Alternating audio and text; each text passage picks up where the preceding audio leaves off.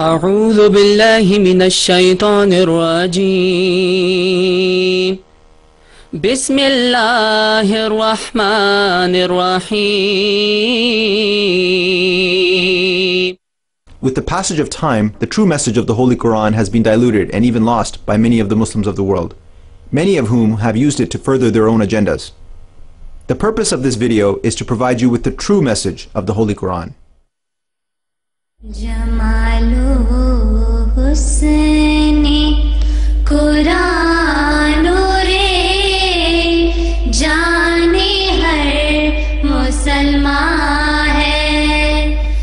कमर है चांद कमर है चांद औरों का हमारा चांद कुरान है. The concept of God is found in all religions. In fact, the basis of all religions is the existence of God. However, as there were no means available to preserve old scriptures, the message of unity of God has been modified into many different gods, figures, and powers. The Holy Quran is the only holy book that very clearly defines and resolves this issue. The message of the Holy Quran is the unity of God, and it provides various arguments in favor of the oneness of God. Now we will speak with various scholars of the Ahmadiyya Muslim community who will elaborate on the message of the Holy Quran. The Holy Quran talks how absolute oneness of God, unity of God, and there is no ambiguity about it. There is no compromise on this issue. God is one, He has no partner. The Holy Quran gives a very strong argument in favor of oneness of God. For example, it says that if there would have been different gods, this universe could have not functioned. The Holy Quran claims that the creator of this universe is a living God, and that He reveals Himself and establishes a relationship with His creation in this age in the same manner in which He used to reveal Himself in the past. There are different kinds of relationships mentioned in the Holy Quran. The relationship between creator and the created. One is Rabbul Alameen, that He is Lord of all the worlds. So God, who has created us, He has not abandoned us because He loves us. We are His creation. That is the meaning of Rabb, that He is the creator, He is the owner, He is the sustainer, and He has not abandoned His creation. The Holy Quran claims that God is the king and the master of the heaven and the earth, and the entire universe runs on His command. We can win His pleasure by becoming His humble servants. Then God talks of a relationship very interesting, and that has to be taken in the metaphorical sense. That is the relationship of father and the son.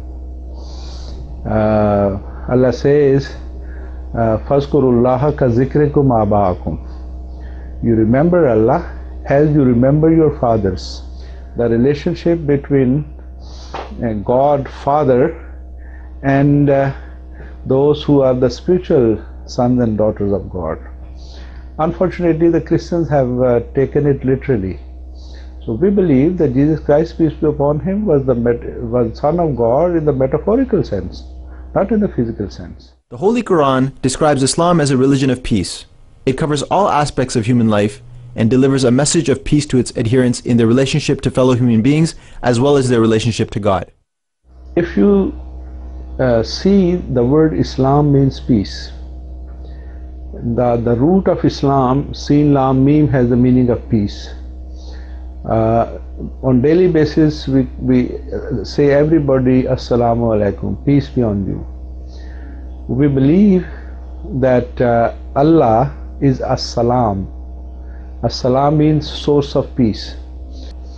So the religion who means peace, the Prophet who has sent and who is As-Salam, he teaches on daily basis that hundreds and thousands of times you say peace and peace and peace, and the Prophet you follow has not only brought peace but is more than that he is mercy for all the world. How that religion can say otherwise? Islam wants to bring about a permanent peace, starting with individual peace. You can only have individual peace when you're in a state of submission to God. If you submit to the will of God and follow His commandments precisely to the letter, you'll attain that level of individual peace that cannot be attained any other way. You can try any path you want to find individual peace. Unless you're at peace with God, you can't find it. It's impossible.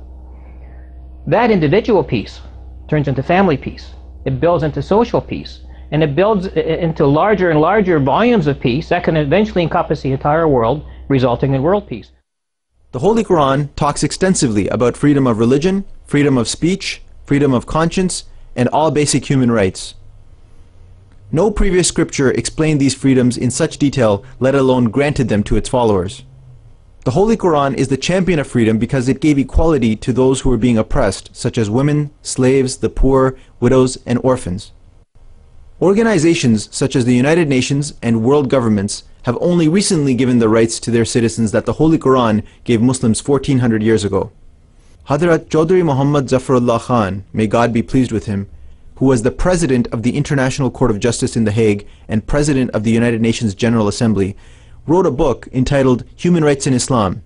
In it, he took each article of the United Nations Charter of Rights and Freedoms and proved that each right originated from the verses of the Holy Quran.